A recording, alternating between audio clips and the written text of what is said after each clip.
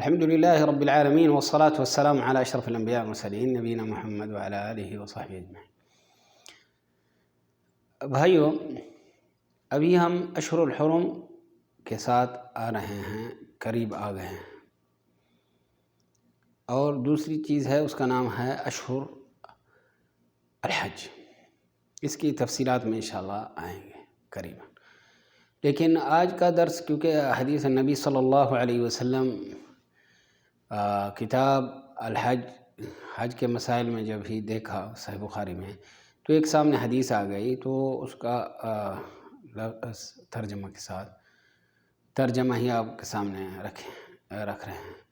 What's app میں جو بھائی رابطہ کرتے ہیں تو ان کو اضافہ بھی کیا جا سکتا ہے گروپوں میں، جہاں ہی نبی صلی اللہ علیہ وسلم کے الفاظ مبارک بھی عربی والے بھی پیش کرتے ہیں، کیونکہ واٹس ایپ پر جو موضوع ہوتے ہیں وہ مختصر، یہ فیس بک پر یا یوٹیوب پر وہ زیادہ ہی لکھائی وغیرہ کبھی نہیں برداشت ہوتی، وہاں لکھا ہوتا ہے خاص طور پر یوٹیوب میں، لیکن اس میں واٹس ایپ فیس بک میں خود ہی کوشش کرتے ہیں ذرا اختصار ہو جائے۔ تو کہنے کا مقصد یہ ہے، اس تفصیلات سے پہلے یہ حدیث مبارک جو نبی صلی اللہ علیہ وسلم سے کی صحیح بخاری میں سامنے آئی ہے، وہ اس میں ہی ذرا بات کر لیتے ہیں۔ اس میں کیا ہے کہ عورت آتی ہے نبی صلی اللہ علیہ وسلم کے پاس، کہتے ہیں یا رسول اللہ ان معنی الحدیث، کیونکہ مختلف الفاظ میں ہے، صحیح بخاری کا لفظ آپ کے سامنے ہے۔ فرمایا، کہتی ہیں، عرض کرتی ہیں یا رسول اللہ ان ابی ادرکتہ فریضۃ اللہ، میرے باپ کو ہی اللہ تعالیٰ کی فریضت سامنے آ گیا، یعنی اس ٹائم آ گیا، اور وہ شیخ کبیر لا یستوی علی الراحلہ، اتنا ہی عمر ہو گئی ہے کہ وہ بٹھایا بھی نہیں جا سکتا اس کو کس پر، راحلہ پر۔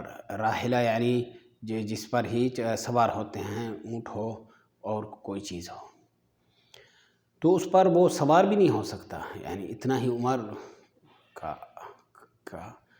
کی حالت آ گئی۔ تو افحج، کیا میں حج اس کی طرف کر لوں؟ فرمایا جی ہاں۔ تو اس کو بولتے ہیں حج بدل۔ تو کیا حج بدل کیا جا سکتا ہے؟ جی ہاں، لیکن اس کی ایک شرط ہے، جیسے کہ نبی صلی اللہ علیہ وسلم نے جب سنا، ایک صحابی کو کہہ رہے تھے کہ لبیک عن شبرمہ، شبرمہ کی طرف لبیک کر رہے تھے، نبی صلی اللہ علیہ وسلم نے فرمایا احججت عن نفسک، کیا اپنی طرف سے حج کیا ہے، یعنی خود اپنا فرضی حج کیا ہے؟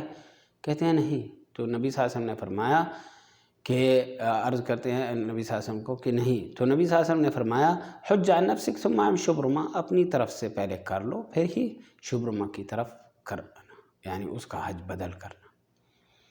تو یہ جب نبی صلی اللہ علیہ وسلم سے عرض کیا اس عورت نے، تو اس سے معلوم ہوا، یہ بھی ساتھ آپ ملا لیں کہ حج بدل اگر کرنا ہے، جیسے کہ نبی صلی اللہ علیہ وسلم نے اجازت دی، تو پہلے جو کر رہا ہے وہ اپنی طرف اپنا حج فرضی کر لیا ہو، ٹھیک ہے، ایک یہ بات ہو گئی۔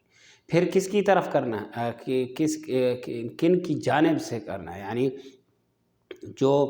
جس کا آپ حج کر رہے ہیں وہ کیا ہو، یا فوت شدہ ہے، اس کا مسئلہ آتا ہے، یا پھر وہ آدمی اگر زندہ ہے تو وہ آدمی جو خود بدنیاً اس کی کو طاقت نہیں، یہ نہیں کہ مثلا کسی نے باقی سب کچھ صحیح ہے لیکن پیسہ نہیں ہے، ویزا نہیں ملا، ان کی طرف سے کر سکتے ہیں؟ نہیں، یہ خیال رکھنا، ان کی طرف سے نہیں کر سکتے۔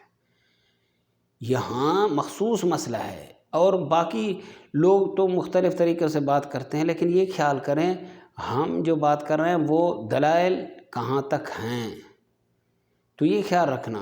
لوگوں کی بات میں چلیں گے، فتویٰ یہاں ملتا ہے وہاں ملتا ہے، تو آپ دیکھیں دلائل ہیں اس میں، نبی صلی اللہ علیہ وسلم کے زمانے میں ایسا کچھ ہوا، یہ خیال رکھنا۔ حتیٰ کہ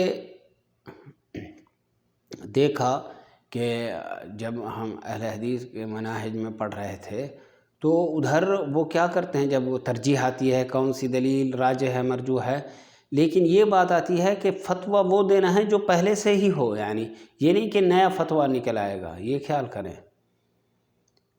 نیا فتویٰ نہیں بلکہ دلائل بھی ہوں، ساتھ یہ ہے کہ پہلے ہی یہ فتویٰ ہو، تو یہ بھی خیال کیا جائے. کوئی لوگ عجیب طریقے سے کسی کے بارے میں بات کر لیتے ہیں، تو یہ خیال. اچھا ابھی چلتے ہیں اپنے موضوع میں. تو یہ ہے کہ جو حج بدل کر رہے ہیں یا فوت شدہ ہے، یا وہ شخص جو ہی نہیں بدنیاً اس کے ابھی وہ نہیں چل سکتا، نہیں بیٹھ سکتا، اس کو نہیں لے آیا جا سکتا، اتنا اس کی حالت صحت کے نہیں اس کو ساتھ دیتی، تو اس کا حج کیا جا سکتا ہے. حدیث کے شروع میں کچھ الفاظ آیا ہے کہ فضل ایک عورت تھی، وہ نبی صلی اللہ علیہ وسلم نے اس کا منہ پھیرا فضل کا کہ نہ دیکھے یعنی اس کو. تو یہ بھی خیال کیا جائے، شریعت میں تو پردہ ہے، لیکن کبھی ایسا کچھ آ جائے مسئلہ، یہ حجاب سے پہلے ہو یا بعد میں، حجاب سے پہلے ہو، یا یہ ہے کہ کہنے کا مقصد یہ ہے، جیسے بھی ہے تو کہنے کا مقصد یہ ہے کہ اگر آپ کوئی عورت آ جاتی ہے کہیں، تو اس کا معنی یہ نہیں کہ آنکھوں میں آنکھ ملا لیں. یہ نبی صلی اللہ علیہ وسلم نے فرمایا لک الاولی و علیک الثانی. اللہ تعالیٰ ہم سب کو محفوظ رکھے، ہماری نگاہوں کو، ہمارے بچوں کو، بہن بھائی، رشتہ دار، حکمرانوں کو. عورت جب ہے تو اس کو پر پھر دوسری نظر نہیں ڈالنا. ایک مرتبہ دیکھ لیا، پتہ چل گیا، یا آواز سے پتہ چلا کہ آگے عورت ہے، تو اس کا معنی نہیں ہے کہ اس کو ہی دیکھنا ہے، ابھی دیکھتے رہنا. تو نگاہیں نیچے کر لینی ہے. قل للمؤمنین، اللہ تعالیٰ کا فرمان ہے، قل للمؤمنین یغضوا من ابصارہم. تو یہ غض البصر ہے کہ یہ نہیں کہ آپ اس کو ہی دیکھتے رہیں، تو کہاں بھی ہو. اس لیے حتیٰ کہ علماء جب صورت یہ فوٹو وغیرہ تو کہہ رہے تھے، ذکر کرتے تھے، ان علماء کو بھی ہم ملا، اللہ ان پر رحمت کرے. شیخ علی سنان تھے، مدینہ میں پڑھاتے تھے، مسجد نبوی میں، اصل یمن کے ہیں، اللہ ان پر رحمت کرے، فوت ہو گئے ہیں. تو کہتے تھے کہ آپ ہی کیا کریں، ٹی وی پر ہی کچھ کپڑا ڈال لیں، اتنا تک مسئلے آتے ہیں. یہ نہیں خبریں دیکھ رہے ہیں، آگے عورت ہے، وہ ایسے زینت کیا ہوا ہے جو مرد کے سامنے بھی ایسے نہیں کرتی. تو یہ خیال کیا جائے، انسان اپنے ایمان کی حفاظت، اپنا نگاہوں کی حفاظت، اور اللہ تعالی ہم سب کو ہی اپنے فرامین پر، نبی صلی اللہ علیہ وسلم کے فرامین پر ہی چلنے کی توفیق دے، گناہوں سے بچائے، نافرمانی سے بچائے. صلی اللہ وسلم وبارک علی نبینا محمد وعلی آلہ وصحبہ اجمعین. والسلام علیکم ورحمۃ اللہ وبرکاتہ.